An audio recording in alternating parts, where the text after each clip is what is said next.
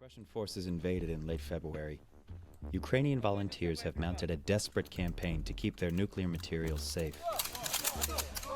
On March 2nd, civilians blockaded a road leading up to Europe's largest nuclear power plant.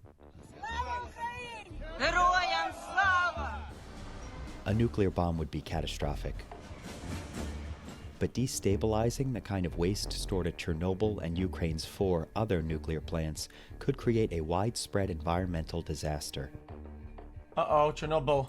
So far, the war hasn't led to it, but there have been several close calls.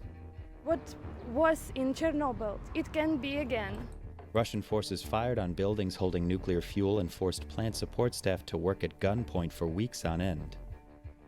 Ukraine shared a video that they claim shows proof Russians dug trenches in the most contaminated areas surrounding the Chernobyl plant. Soldiers occupied it for a month before handing control back to Ukraine. Huh? Tired and stressed out personnel that are operating those kind of facilities. That's basically what brought us the Chernobyl incident in the first place. There's more than 250,000 metric tons of radioactive waste all over the world. What happens if one of these places gets hit with a stray missile, or, like in Fukushima, a massive tidal wave?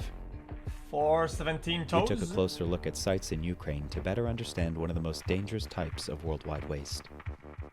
There's toes in it? Real? In 1986, 2 explosions rocked the Chernobyl nuclear power plant when workers botched a safety test of a particular turbine. The resulting meltdown released around 400 times more radioactivity than the atomic bomb in Hiroshima. And took Oh the my power god, plant that scene offline is so for good. scary.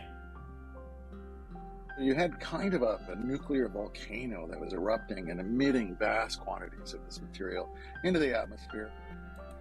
That material poisoned 1,000 square miles, probably for thousands of years, and winds spread radioactive ash across Europe.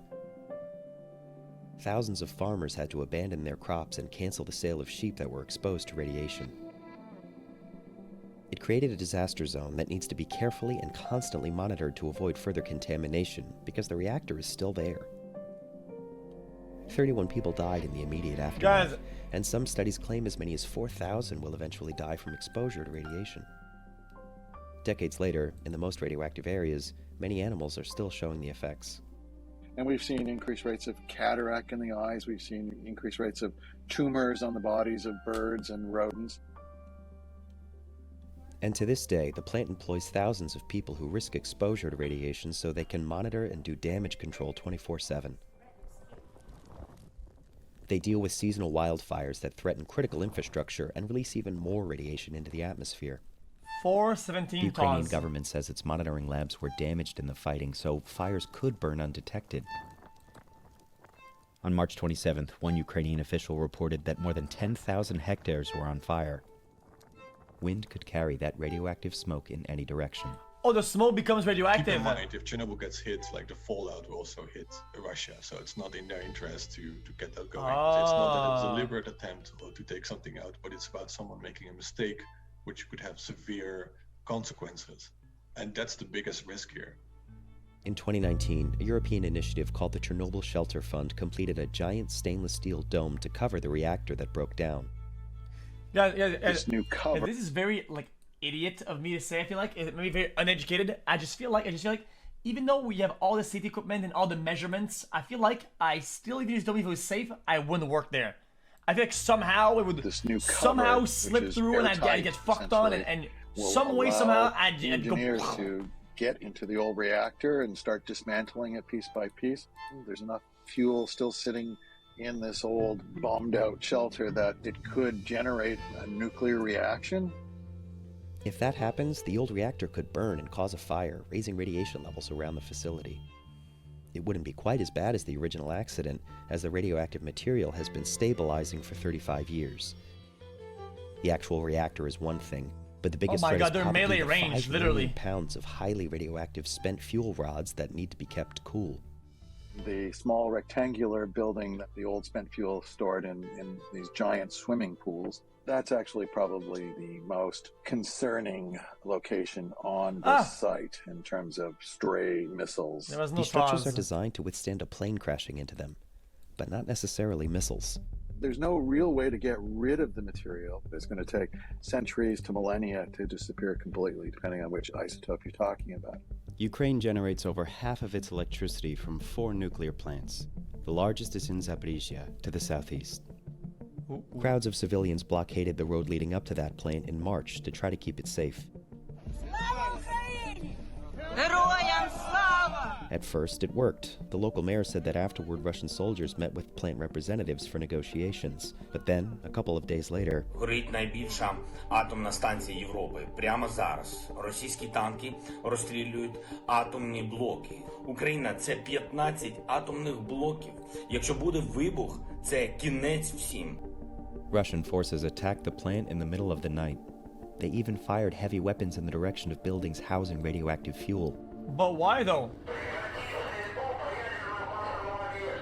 Footage from inside the plant allegedly shows workers pleading with them to stop.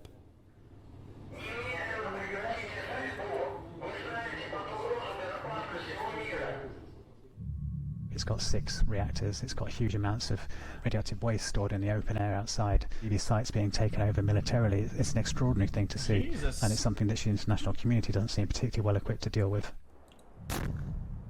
Experts say taking over the plant could be a strategic move.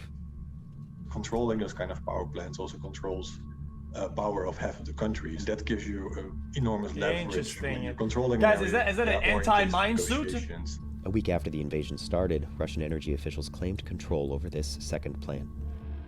There are at least 440 reactors across the Guys, world. I've seen a video before, chat, where they have like prairie dogs or like ferrets or whatever that sniff out the mines at a almost perfect accuracy.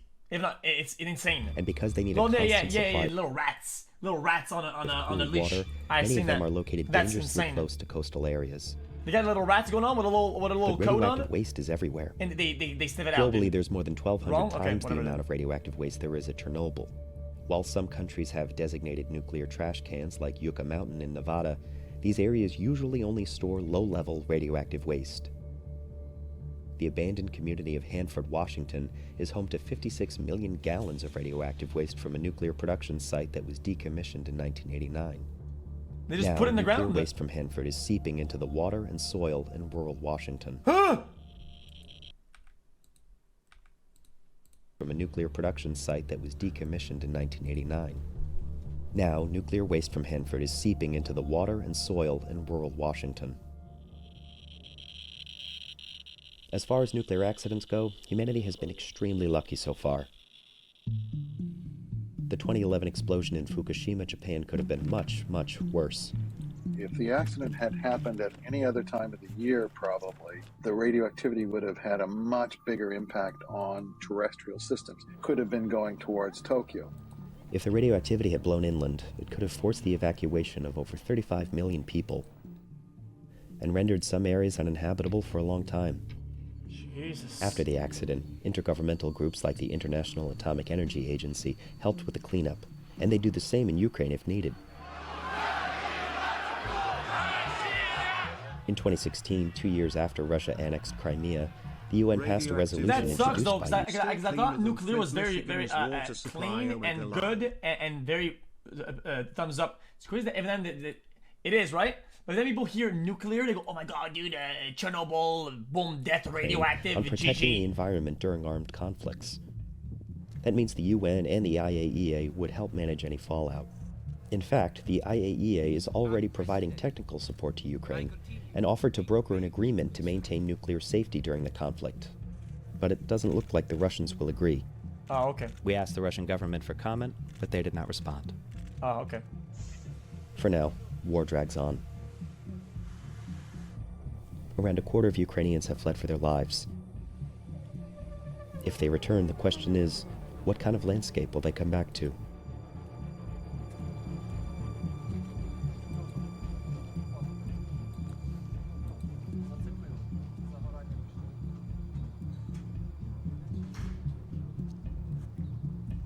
Nuclear fission is one of the cleanest and safest. Yep. All you gotta do is just not make sure you don't have a disaster. And you're chilling.